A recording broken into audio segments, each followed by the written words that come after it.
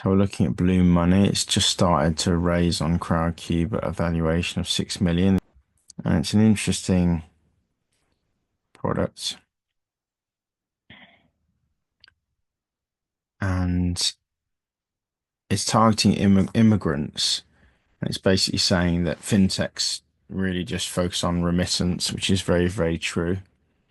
If you think of Remitly and TransferWise, now called Wise, etc., often it's based on the remittances revenues, but it's not looking at the others financial services for immigrants. So let's have a look at the deck they've got. Blue Money wants to offer them credit and loans, home insurance, life insurance, savings, investments, mortgages, and estate planning. Basically, it's saying 80% of the financial services aren't covered by the big boys like TransferWise, Ria, TransferGo, MoneyGram, Western Union, World Remit, Remitly, etc. Um, so I think this is interesting. Although one argument might be that maybe immigrants have local bank accounts. They might have Moneybox in the UK or Monzo or whatever, or as traditional banks like Barclays, NatWest, which would offer all these things anyway.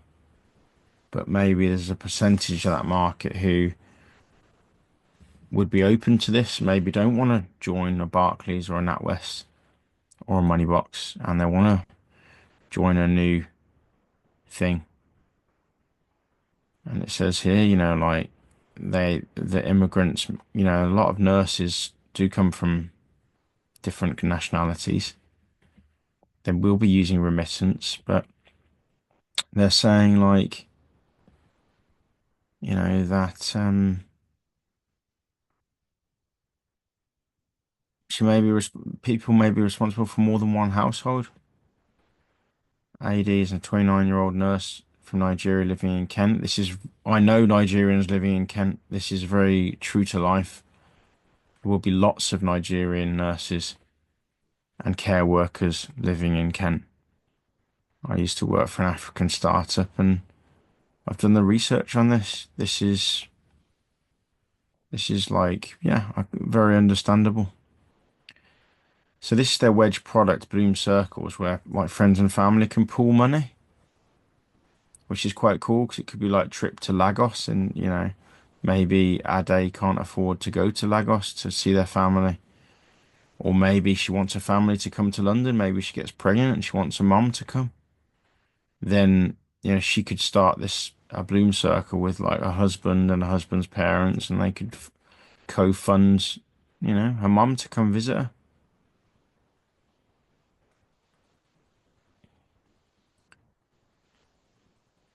So that's interesting. And the team, look at these team, they've worked at Starling, Bonzo, Moneybox, Funding Options, Klarna, MasterCard. I don't know this one, but still they look like, and they're backed by Octopus, which is massive, January Ventures, and they're already in the press. So I do think there's a lot of things, and this is the most interesting thing I've seen so far since launching in beta in July last year. They're growing 30% month on month. That means they're doubling users every 2.5 months, which could conceivably they could get to 100,000 customers quite easily within a year. Easily. They might even get to 200 to 300,000 users in a year's time. And their 30% average month on month volume process growth. So again, they could get to a couple of million in revenue in a year. So this is just enormous growth. The last time I've heard of this kind of growth was when I read a book um, by the chap that did 80, the Pareto law stuff. Is a famous investor and writer, very, very, very smart consultant guy who invested in a brand in the Betfair exchange, and that was growing at 30% a month, and that went up like I don't know 100x for him or something. I'm not saying this is definitely going to do that, but with only 13,000 fintech, I know I've worked for some fintechs. and I've invested in Moneybox and it's done very well. I missed out on Monzo and Revolut because I didn't believe in it, but now I'm a big believer in fintech, and I think this is really interesting. Um, so they think they're going to make 1 million in annual recurring revenue by 2026, and I think this is I honestly think this is conservative. I think they could easily get there. I think one of the biggest factors is going to be how much they can raise. So I'm interested to see. They've just launched the raise and they've only raised 1,000, but hopefully this catches on and they can raise 1 million and then they can really ramp up. I'm not going to go through this in much detail apart from the fact that they want to be issuing cards, providing interest, serving Europe, that's all fine. They want to add these different things. Open banking makes sense. Savings and investments, that's brilliant. So they can boost their assets under management. That's what Moneybox do. That's if they can get assets under management up, that's how basically Moneybox make all their money, and um, it's significant. If they can get up to 1 billion in assets under management and they take 1% of that, you know, that's pretty good. That's like 10 million in profit just from that a year. And that can get them up to 100 million to 200 million pound valuation pretty straightforwardly. So that's a good idea. I wouldn't be surprised if that's come from the Moneybox people, to be honest. The someone that worked at Moneybox doesn't say which person worked at Moneybox, but that's how Moneybox have grown their valuation basically by growing assets under management. They don't call them assets under management; they call them assets under administration in Moneybox. But anyway, that's Moneybox. So they want to have some learning for financial literacy. That's again, Moneybox are doing that quite well. Um, Immigration directory. So that helps people to emigrate, and that's probably going to help. If they can help people to move around and earn more money, they'll save more money. And if they save more money, hopefully they'll save more money through Bloom. So that makes sense. Referral program, which definitely does reduce the cost of acquiring a customer and does increase network effects. So it doesn't sound like they've got that now, but if when they get that, they could grow phenomenally. So that's their deck.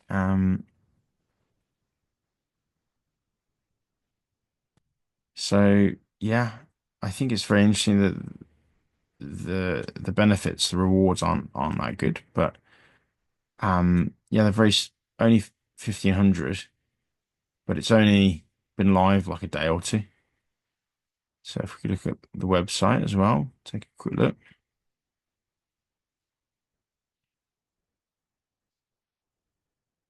So they're on Trustpilot, somewhere I used to work. They blacked it out so that you can just go straight to their crowdfunding page.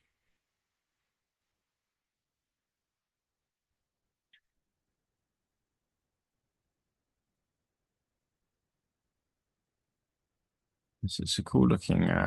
Forgive my screen color, folks. I've got this on like the overnight setting, so it's a little bit more yellow. So it probably come out more white wherever you guys are watching. If you go onto this web page,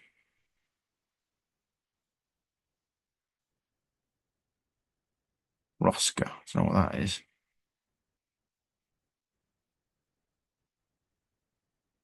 I think they've got it pretty. They've done not a bad job.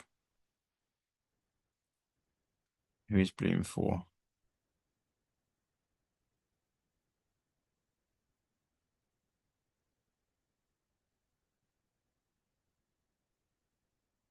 I like that.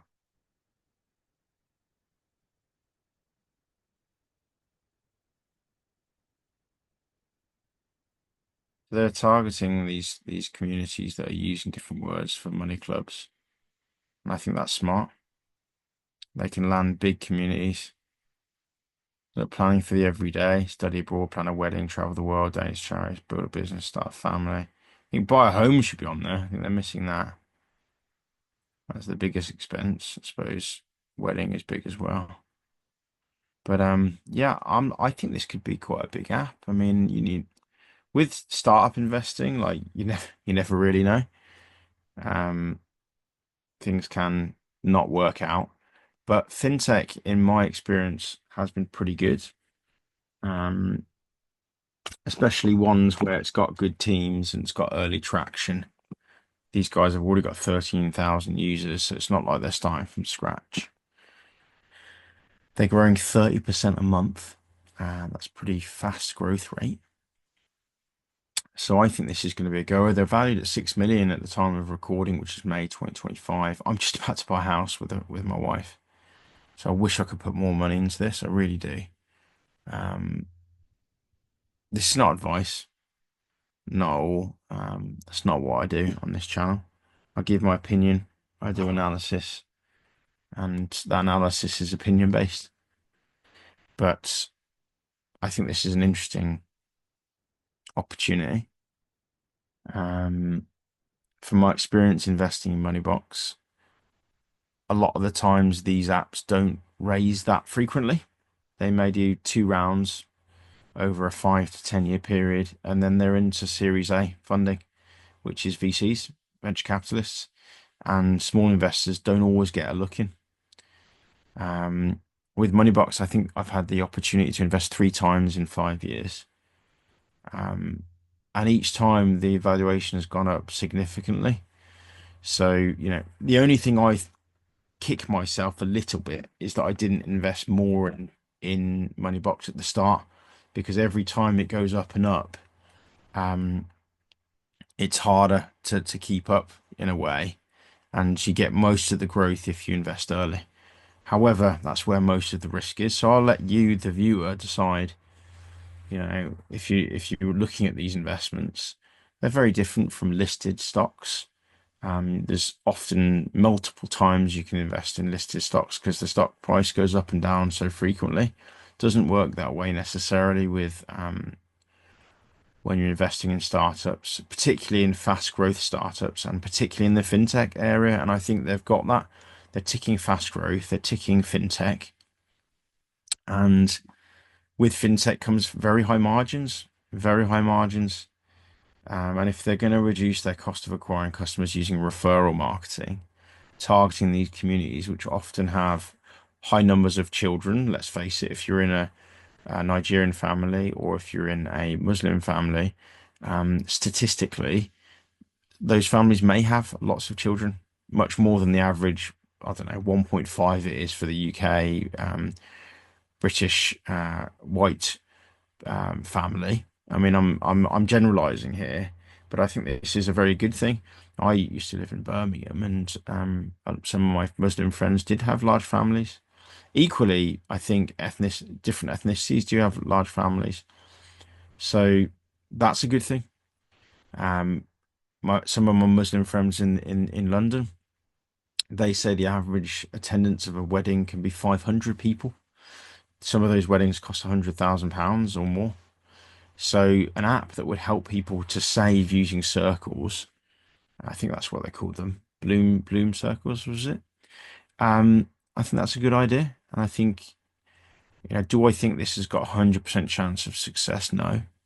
Do I think it's got more than 50%? Yes, I actually do. And I think that investing in these ideas, whenever you feel that it has a higher than 10% chance of success, I think it's worth considering, and that's what I'm going to do. I am saving for a house. I've got to save a considerable amount of money in the next 3 months. But I'm seeing a couple of companies on Crowdcube at the moment that I really like, and this is probably the one that I like the most at the moment. There are 3 or 4 that I think have a good chance, but this has got such fast growth traction that I really like it. I'm actually considering selling some of my public equities shares, for want of a better word, to put more money into this, because I think it's a great idea, and I think it's going to show a lot of traction. And I kicked myself with Moneybox because I think I invested less than £1,000 in Moneybox in the first round. And if only I'd have put in 5 or 10,000 or something into Moneybox in the first round, how much it would be worth now? A lot more. I don't know how much I'll invest. What you invest in companies is really up to you. But one thing I would, from my opinion is that it's really hard to pick the winners. Very, very, very hard. But fast growth traction is one of the biggest indicators in my experience. Doesn't mean they're not a company is immune from going under. Meatless Farm had great traction that went bust and got bought out for 1% of the valuation that I invested at. So I lost out big time with that company. So you know it's not a science. It's part art and part science. But if you think looking at leading indicators, from my experience, I would say a fast growing market and fintech in general is fast growth. Um, and fast uptake and low cost of acquiring a customer and good margins. And fintech and this company, I think, tick those boxes. They've got a reputable team. So yeah, I like this, and I'm not only convincing myself, but I'm publishing this article. It's going to be public. You can keep me honest. If this company does bad, let me know in the comments. If you invest from watching this video, let me know in the comments. We can follow it along together. If you don't invest, let me know. Um, I did miss Moneybox's last round, which I was gutted about. It was an administration off mistake from me.